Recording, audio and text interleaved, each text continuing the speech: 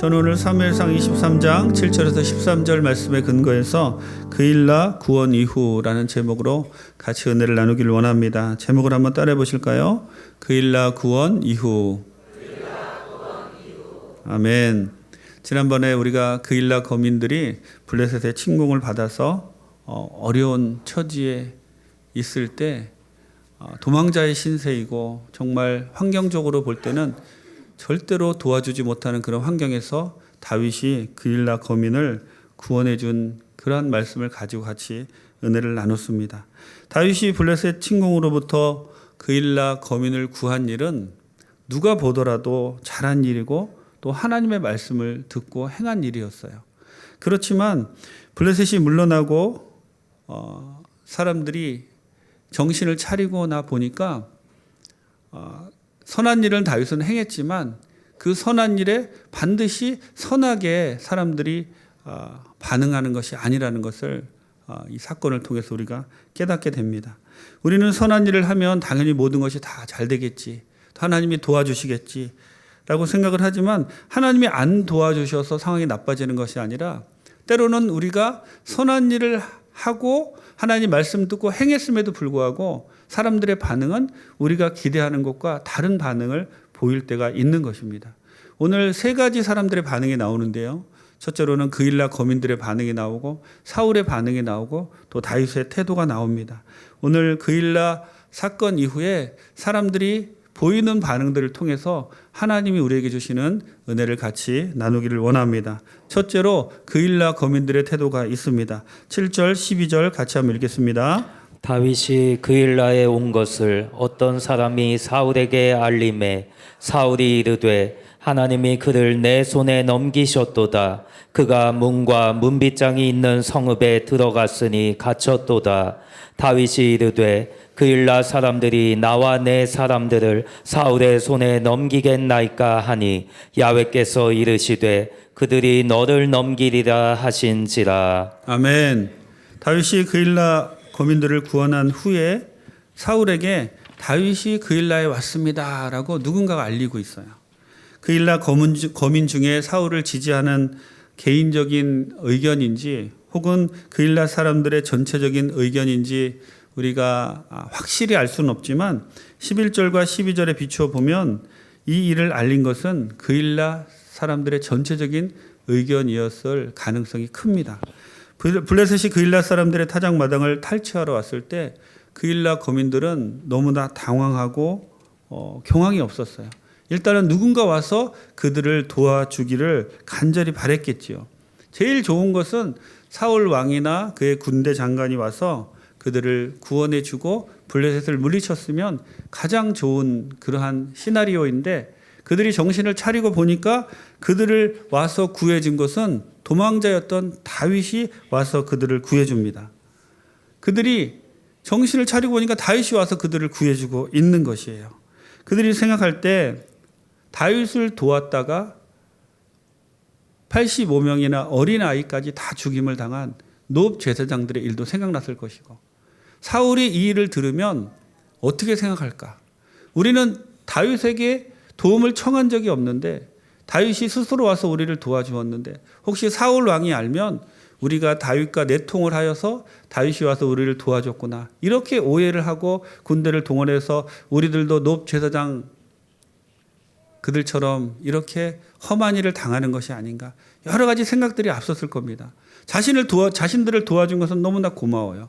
그런데 상황을 보니까 이러지도 못하고 저러지도 못하는 그러한 상황에 그일라 거민들이 처했을 것이라고 우리는 추측해 볼 수가 있습니다. 여러분, 하지만 그 어떤 논리로도 어떤 상황으로도 설명되지 않는 것이 무엇이냐면 그들이 자기들을 도와준 다윗을 배반하고 사울 왕에게 다윗에 대한 소식을 전한 겁니다. 왜 그일라 거민들은 이 일을 행했을까요? 그들은 자신을 그 어려운 환경에서 다윗이 와서 도와주었음에도 불구하고 자신들의 생각만 한 겁니다.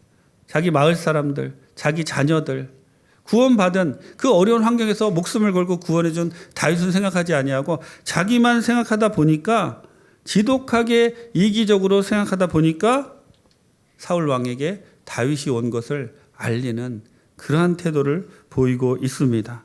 여러분, 이런 일들은 사실 그일라 거민들만 그런 것이 아니라 요즘 현대를 살아가는 우리들도 그일라 거민들과 마찬가지 행동을 할 때가 많습니다.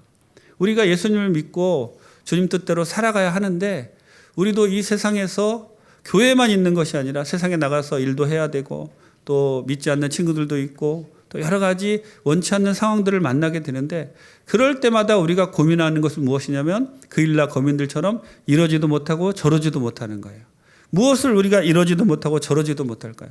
예수님이 우리를 구원해 주신 그 은혜 너무 감사해서 우리가 주님의 뜻대로 살아가야 되는데 세상에 나가서 우리가 살다 보니까 세상 즐거움 때문에 주님을 배반하게 되고 또 이 세상에서 다른 사람들이 살아가는 그 모습을 보니까 나도 그렇게 살고 싶으니까 그들을 따라가고 싶으니까 나도 그들과 똑같이 행동하면서 주님이 우리에게 무엇을 하라고 명령하신 그 일을 분명히 알고 있으면서도 여러 가지 핑계를 대고 주님의 뜻을 따라가지 못하는 우리들의 모습이 그일라 거민들과 무엇이 다른가 이 시간 한번 생각해 봐야 할 줄 믿습니다.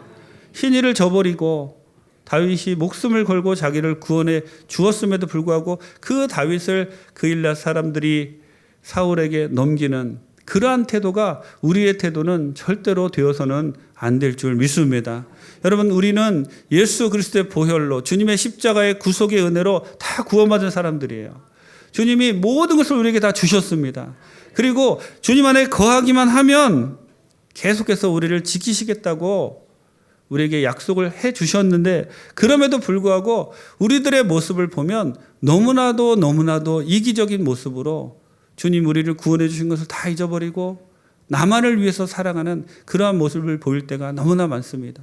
여러분, 우리가 예수를 믿고 나서 우리의 태도가 변해야 되는데요. 우리가 예수를 믿고 나서 제일 많이 변해야 될 것은 무엇이냐면 우리 마음 가운데 이기심을 버리고 다른 사람을 위하는 그러한 마음들이 우리들의 마음 가운데 생겨나야 된다는 거예요.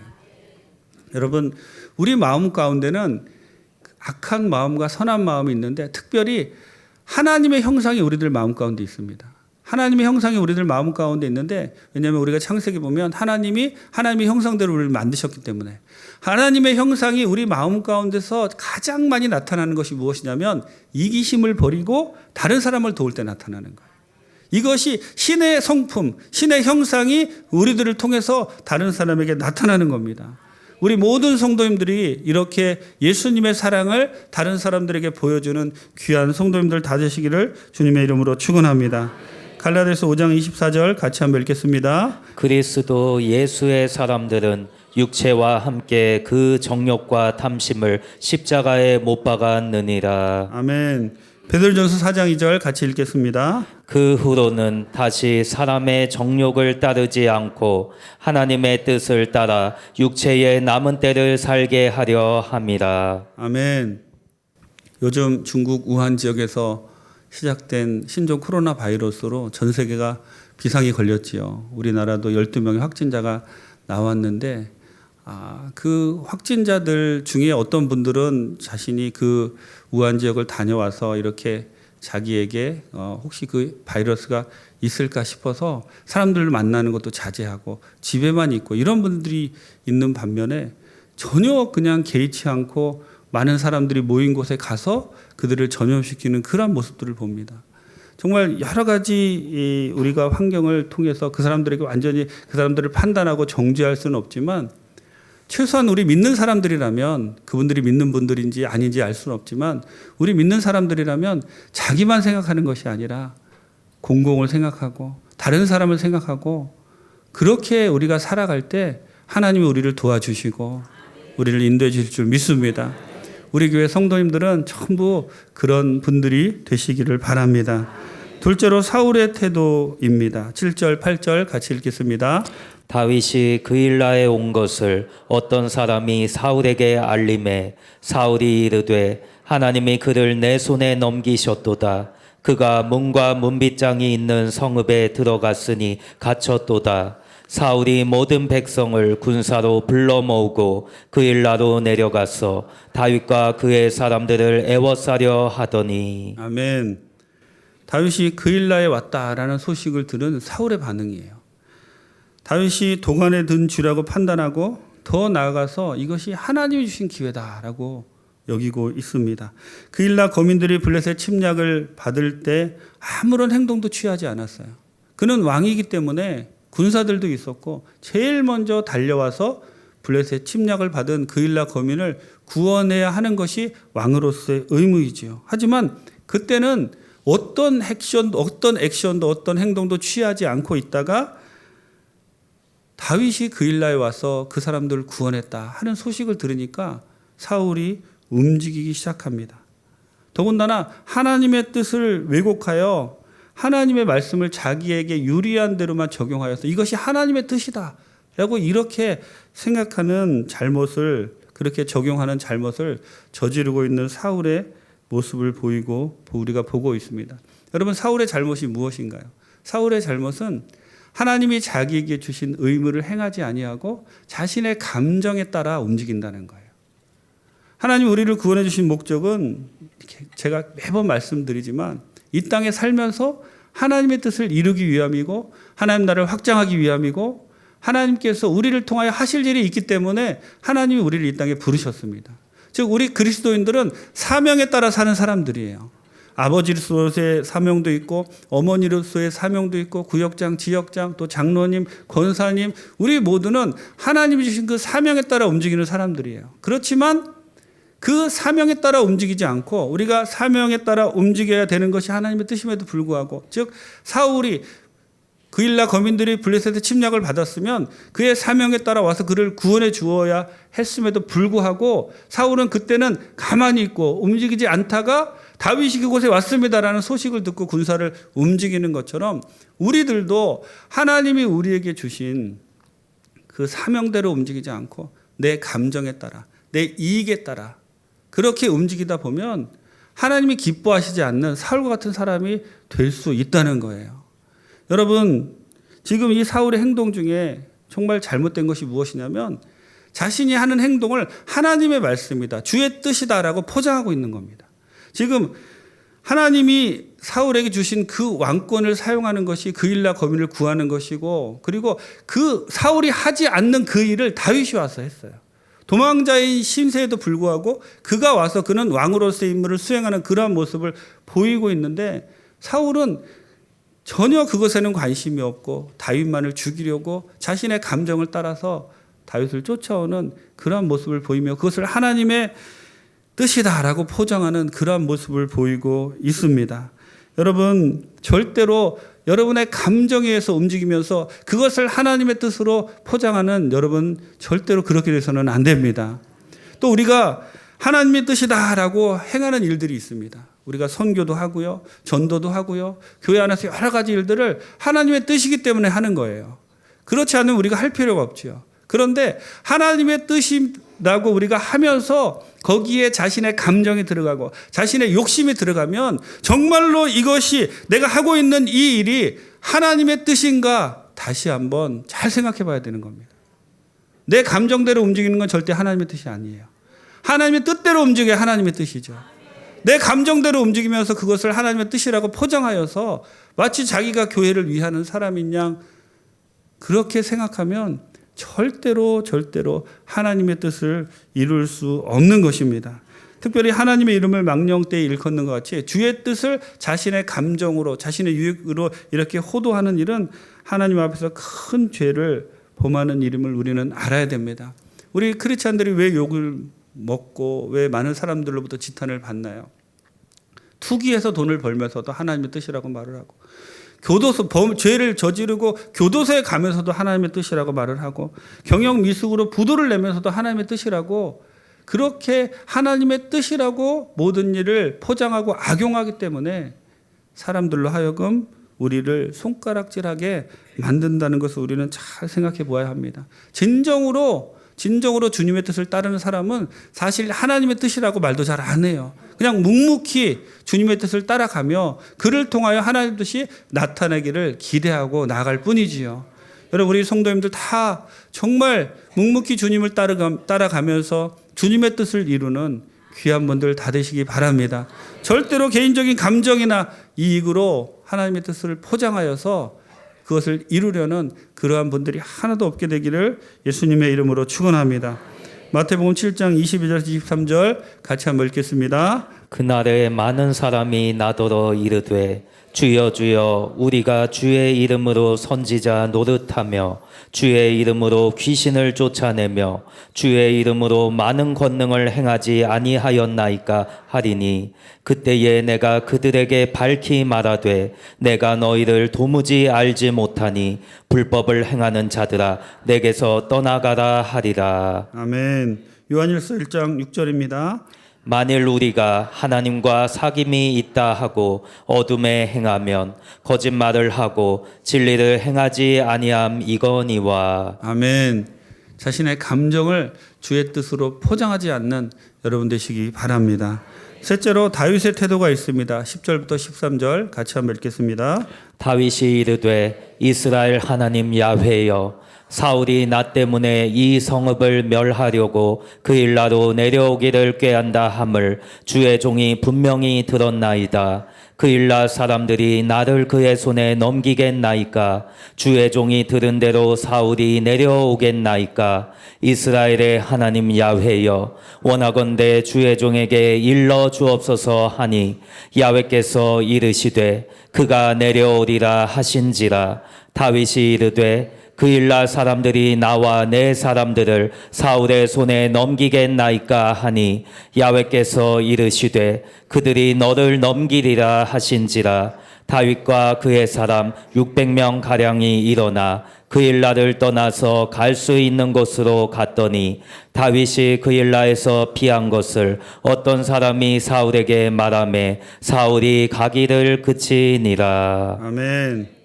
다윗은 정말 어려운 환경 가운데서 모든 어려움을 생각하지 않고 하나님의 뜻을 따라 와서 왕의 직무를 행합니다. 아직 왕은 아니지만 왕으로서의 임무를 이미 수행하고 있다라고 볼 수가 있죠. 그 일라 거민을 구하고 이제 그 일라 거민을 구하고 기다리고 있는데 분위기가 싸한 거예요. 당연히 그 일라 거민이 자신들을 환영해주고 도와줄 줄 알았는데 그들의 모습을 보니까 전혀 그런 모습을 보이지 않고 있어요. 그래서 다윗은 하나님께 기도합니다. 다윗이 여기서 예측할 수 있는 반응은 두 가지입니다. 그 일라 거민들이 자신과 신의를 지키고 자신을 도와주고 그렇게 할 것과 또 다른 것은 그 일라 거민들이 자기를 다 사울의 손에 넘기는 이 두 가지, 이 두 반응을 보고 다윗은 지금 기도하며 하나님께 나아가고 있습니다. 다윗이 하나님께 기도하니까 하나님께서 말씀하시는 거예요. 사울이 내려오겠습니까? 하니까 내려올 것이다. 그 일라 거민이 나를 사울에게 넘기겠습니까? 그 일라 거민들이 너를 사울에게 넘기리라. 그러자 다윗은 거기서 조용히 그곳을 떠납니다. 여러분, 다윗이 그곳을 조용히 떠나지만 다윗의 마음이 어땠을까요? 아직 그 일라 거민들은 자기를 넘겨주진 않았어요. 그 상황이 발생되진 않았어요. 하지만 하나님께 기도하여서 그 일라 거민이 자기를 사울에게 넘겨줄 것을 다윗이 알았습니다. 얼마나 배신감을 느꼈을까요? 저 같으면 그냥 내가 와서 도와줬는데 이 사람들이 하면서 막 큰 소리를 치거나 막 다 그 리더들을 불렀다가 뭐 그럴 수가 있냐 저럴 수가 있냐 막 그렇게 할 텐데 다윗은 전혀 그런 모습을 보이지 않고 조용히 그 일라 거민들을 떠납니다. 그리고 또 다윗의 위대한 점이 또 무엇이냐면 조용히 그 일라 거민을 떠나면서 자기에게 이런 험한 일을 시킨 하나님도 원망하지 않아요. 하나님 내가 뭐라 그랬습니까? 내가 가기 싫다고 그냥 그러는데 나를 보내셔가지고 괜히 그 일라 거민들 구원하게 하셔가지고 이 꼴이 무엇입니까? 라고 그렇게 이야기할 수 있는데 그렇지 않습니다. 그 일라 거민도 원망하지 않고 하나님도 불평하지 않습니다. 그저 묵묵히 자기 일을 수행하고 그 자리를 아무런 대가 없이 떠나는 다윗의 모습을 보입니다. 여러분, 이것을 통해서 다윗이 무엇을 배웠을까요? 다윗이 이것을 통해서 배울 수 있는 것은 범사의 하나님을 인정하고 사람을 기대하지 않는 거예요. 그리고 하나님께서 시키신 일은 내가 하나님께서 시키신 일을 하는데 그 일을 하는 가운데 모든 결과가 좋게 나오지 않을 수도 있구나. 사람들의 반응이 꼭 내가 기대하는 것처럼 그렇지 않을 수도 있구나라는 것을 다윗은 배웠던 겁니다. 여러분, 광야에서 다윗은 일개 목동에 불과한 다윗이었지만 점점 왕의 모습으로 변화가고 있어요. 어떻게 다윗이 왕의 모습으로 변해가고 있을까요? 나중에 이스라엘 역사상 가장 위대한 왕으로 다윗이 변해가는데 그 밑거름에는 여러 가지 이번에 우리가 같이 이렇게 은혜를 나눈 이런 일들이 밑바탕이 되어서 다윗은 점점 다윗이 되어가는 거예요. 우리가 알고 있는 그 다윗으로 변해가는 겁니다. 하나님의 사람으로 변해가는 겁니다. 하나님이 우리에게 원하시는 것은 다윗처럼 변해가라는 거예요. 하나님은 환경을 통하여 사람을 통하여 또 우리가 하는 일들을 통해서 우리를 훈련시키시는데 우리가 기대했던 것과 다른 반응들이 사람들에게서 나올 수도 있고 우리가 기대했던 것과는 다른 환경들이 내가 정말 주님을 따르고 주님 뜻 가운데 살아가는데도 벌어질 수 있습니다. 하지만 그럼에도 불구하고 우리가 해야 될 일은 무엇이냐면 하나님이 이 모든 것의 주관자가 되신다. 이 모든 것도 하나님이 계획하셨다. 그리고 이것은 나에게 유익이 된다. 그리고 묵묵히 주님만을 바라보고 한 걸음 한 걸음 걸어가는 것입니다. 그럴 때 우리도 다윗처럼 주님이 기뻐하는 그러한 사람으로 변화될 줄 믿습니다. 저는 여러분 모두가 제2의 다윗, 제3의 다윗이 되기를 원합니다. 그렇게 되었을 때 우리 교회가 정말 하나님이 기뻐하시는 귀한 교회로 사용될 줄 믿습니다. 시편 119편 71편 같이 한번 읽겠습니다. 고난당한 것이 내게 유익이라 이로 말미암아 내가 주의 율례들을 배우게 되었나이다. 아멘. 우리가 잘 아는 로마서 5장 3절에서 4절 같이 읽겠습니다. 다만 이뿐 아니라 우리가 환난 중에도 즐거워하나니 이는 환난은 인내를 인내는 연단을 연단은 소망을 이루는 줄 알미로다. 아멘. 어려운 가운데서도 와서 그 일라 거민들을 구원해 준 그 구원 사건 이후에 그 일라 거민들의 반응, 사울의 반응, 다윗의 반응을 통해서 여러분들 오늘 하나님이 주시는 그러한 놀라운 은혜를 잘 기억하시고 다윗처럼 주님 안에서 묵묵히 주님 바라보고 나가는 여러분 다 되시기를 주님의 이름으로 축원합니다. 기도하시겠습니다. 좋으신 하나님 감사합니다. 오늘 우리에게 주님 다윗의 이야기를 통하여 말씀하여 주시니 감사합니다. 하나님 우리가 좋은 일을 하면서도 사람들의 반응이나 또 환경이 변하지 않을 수도 있지만 그 모든 것들 주관하시는 주님을 바라보게 도와주옵소서. 아버지 하나님의 크신 능력이 우리 모든 성도님들에게 넘쳐나서 2020년에 우리 모두가 다윗처럼 주님의 사명을 감당하는 귀한 성도님들 될 수 있도록 도와주옵소서. 은혜를 감사드리옵고 예수님의 이름으로 기도드립니다.